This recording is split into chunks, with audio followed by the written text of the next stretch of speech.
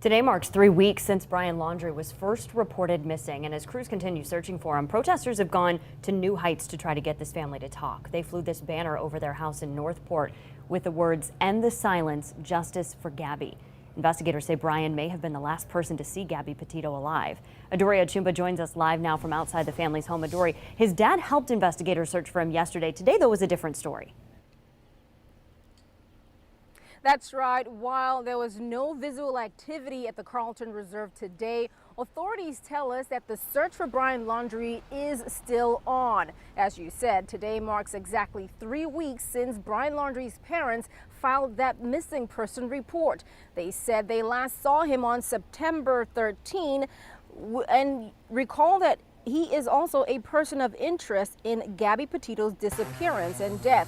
Investigators have searched from above and in the water, but so far, 3 weeks on, no sign of Brian Laundrie. Now on Thursday, we saw his dad, Chris Laundrie, for the first time helping out investigators to try to find his son.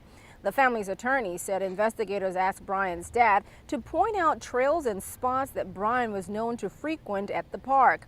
But the attorney also said they found nothing new, and Northport police say the campsite thought to be found there wasn't there.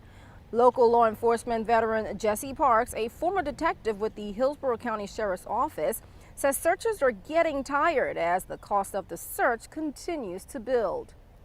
That's a question that's coming up more and more, and it's been on my mind. How long can they sustain this? This is a labor-intensive, money-intensive operation. It doesn't get easier as it goes along, it gets worse. The bottom line is at some point, somebody has to make the decision and say, we've done everything we can do at this point.